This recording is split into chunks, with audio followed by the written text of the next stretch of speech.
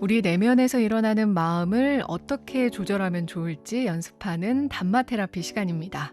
오늘은 또 어떤 이야기로 마음을 어루만져 주실지 매 시간 기대가 되는데요.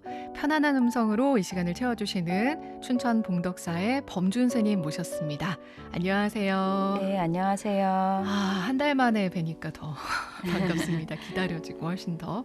네. 저희가 담마 테라피 이 시간에 명상에 관한 얘기를 몇 번 나눴었어요, 스님. 네. 명상을 이제 막 시작한 분들을 위한 시간도 있었고요.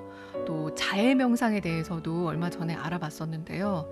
특히 코로나19가 길어지면서 코로나 블루 같은 그 마음의 답답함을 느끼는 분들이 요즘 많으세요.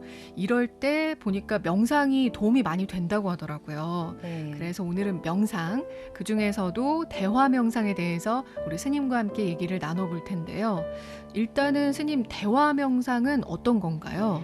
대화 명상이란 말을 할 때나 들을 때 알아차림을 유지하면서 하는 것을 말합니다. 네. 명상하면 흔히 자선이나 경행만을 생각하는 경우가 많은데요. 부처님께서는 묵언하라고 말씀하신 적이 없고 깨달음을 향한 8가지 바른 길인 팔정도에 바른 말을 하는 수행이 들어가 있습니다. 네. 필요 없는 말은 하지 않되 나와 남을 이롭게 하는 필요한 말은 해야 한다는 것이죠. 하지만 우리는 바른 말의 수행을 소홀히 하는 경우가 많습니다. 심지어 수행자들도 자선이나 경행은 열심히 하면서도 바른 말의 수행의 중요성을 잘 모르는 경우가 많습니다. 네. 저도 대화 명상의 중요성을 잘 모르고 살다가 말이 깨달음에 바로 연결될 만큼 중요하다는 사실을 점차 알게 되었습니다. 우리의 생각이 곧 말로 나타나고 우리가 하는 말은 생각을 다시 강화시키기 때문입니다. 팔정도에서 바른 말은 바른 사유, 바른 견해까지 연결되어 있습니다. 대화 명상을 연습해야 하는 이유가 바로 여기에 있습니다. 그렇군요.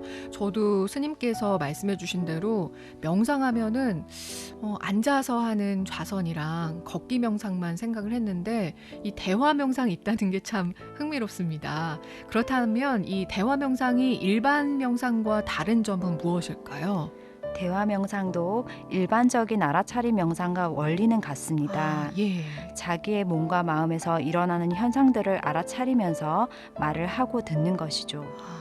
하지만 보통 사람들은 말을 하고 싶은 탐심에 의해서 습관적으로 말을 하는 경우가 많아서 알아차리기가 쉽지 않습니다. 네. 그리고 대화를 할 때 자기의 몸과 마음에 관심을 두기보다 대화의 내용과 상대방에게 마음을 두는 경우가 많습니다. 바깥 대상에 마음이 많이 기울어져서 자신을 관찰하는 것을 놓치기 쉽기 때문에 대화 명상은 난이도가 높은 편입니다. 대화 명상은 난이도가 높군요. 네. 그리고 혼자 하기는 조금 힘들 것 같다라는 생각도 잠깐 스님의 설명 들으면서 들었는데요. 이 대화 명상을 하는 방법에 대해서도 좀 알려주시죠. 네, 대화 명상은 2사람씩 짝을 지어서 연습해도 되고 네. 여러 사람이 모여 앉아서 한 사람씩 돌아가면서 말하고 듣는 것을 연습할 수 있습니다. 대화 명상에서 가장 중요한 것은 말할 때나 들을 때 마음을 상대방에게 두지 않고 자신의 몸과 마음에 두는 것입니다. 네. 먼저 내가 말할 때는 말할 내용을 생각하는 것, 말하고 싶어하는 욕구, 말하려는 의도를 알아차릴 수 있습니다. 말할 내용을 생각해서 말하는 것이 이롭고 적절하다는 판단이 들면 말을 하면 됩니다. 말하고 싶은 욕구가 너무 강할 때는 그 마음을 잠시 들여다보고 욕구가 가라앉고 난 뒤에 말하는 것이 좋습니다. 말을 하는 도중에는 말할 내용을 생각하는 마음, 입술이나 혀의 움직임, 호흡, 상대방의 반응을 살피는 마음 등을 알 수 있습니다. 상대방의 말을 들을 때는 보는 것을 아는 마음, 들리는 소리를 아는 마음, 내용을 파악하려고 생각하는 마음, 말을 들으며 올라오는 느낌과 감정, 코나 배에서 느껴지는 호흡, 몸의 감각 등을 알 수 있습니다. 네. 이렇게 대화 명상 중에는 알아차려야 할 대상이 많고 생각의 내용에 빠져서 알아차림을 놓치기 쉽기 때문에 많은 연습이 필요합니다. 말하면서 실수하는 부분도 되게 많는데 대화 명상하면은 이것도 좀 줄어들 수가 있겠군요. 네. 그렇다면 스님, 대화 명상을 하면 어떤 부분에 좀 도움이 될까요? 대화 명상을 능숙하게 할 수 있게 되면 일상생활 속에서도 알아차림 수행을 이어나갈 수 있다는 큰 장점이 있습니다. 네. 대화 명상에는 종합적인 알아차림의 기술이 필요합니다.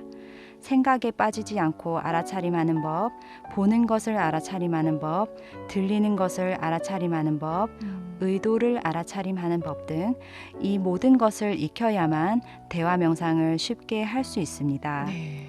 대화 명상을 숙련되게 할 수 있는 사람에게 일상생활에서 수행하는 것은 아주 쉬울 것입니다. 네. 그리고 대화 명상에서는 말하면서 깨어있는 연습을 하기 때문에 부정적인 에너지가 담긴 말을 하는 습관을 개선시켜서 좋은 인간관계를 만들어 나갈 수 있습니다. 네. 수행하는 도반들과 함께 시간을 내어서 대화 명상을 연습해 보시길 바랍니다. 같이 하는 도반들과 함께하면 정말 약간 재미도 있을 것 같아요. 네. 흥미도 좀 있고. 이 대화 명상을 시작하는 분들, 또 이미 열심히 대화 명상으로 정진하고 계신 분들을 위해서 좋은 말씀 부탁드립니다. 우리는 세상을 언어라는 개념을 통해서 바라보며 여태껏 살아왔습니다. 그러다 보니 개념을 떠난 실제 세상을 바라보는 법을 잊어버렸습니다. 대화할 때마다 깨어있기를 연습하면 말의 내용에 쉽게 흔들리지 않고 개념 너머의 세상을 보게 됩니다.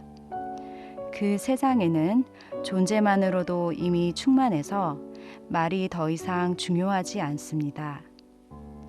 사람들과 만나면서 이야기하는 순간을 진리를 공부하는 시간을 삼느냐의 여부는 당신의 선택에 달려 있습니다.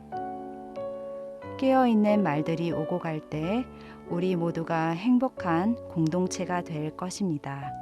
자, 오늘도 지친 마음을 토닥토닥 어루만져주는 단마 테라피 좋은 말씀해 주신 우리 범준 스님 고맙습니다. 네, 고맙습니다.